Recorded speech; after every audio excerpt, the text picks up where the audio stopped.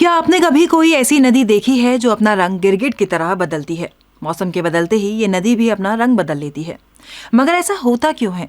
क्या इस नदी के रंग बदलने के पीछे कोई रहस्य है या फिर कुदरत का कोई करिश्मा? अगर आप इस नदी को देखेंगे तो आपको लगेगा मानो खुद प्रकृति ने इस नदी में अलग अलग रंग किए हों। कभी ये नदी हरे रंग की हो जाती है तो कभी पीली, कभी नीली तो कभी लाल। ये वाकई सुनकर ही दिमाग में इतना सुंदर दृश्य आ रहा है। अगर सामने से देखेंगे तो सोचिए जरा कितना सुंदर लगेगा। जिस रंग बदलने वाली नदी की हम बात कर रहे हैं वो कोलंबिया में बहती है, जिसका नाम है कैनो क्रिस्टल्स।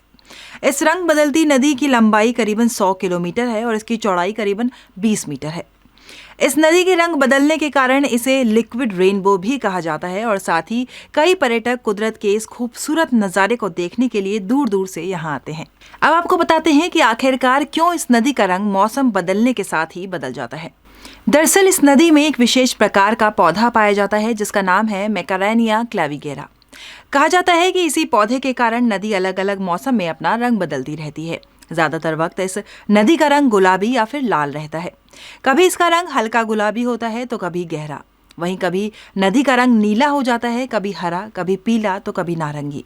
कुदरत की सुंदरता को अगर आप भी देखना चाहते हैं तो इसके लिए सही वक्त है जून से लेकर नवंबर तक का महीना। इसके साथ ही इस जगह की खूबसूरती को बरकरार रखने के लिए यहाँ आप 7 लोगों से ज्यादा के ग्रुप में नहीं जा सकते। इस जगह की खूबसूरती से आकर्षित होकर यहाँ आते तो कई लोग हैं, लेकिन एक दिन में यहाँ केवल 200 लोग ही जा सकते हैं।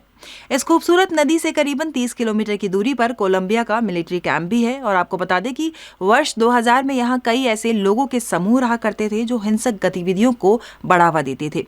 लेकिन अब यहाँ ऐसा कुछ नहीं है और अब यहाँ पर्यटक इस खूबसूरत जगह पर पिकनिक मनाने के लिए दूर दूर से आते हैं।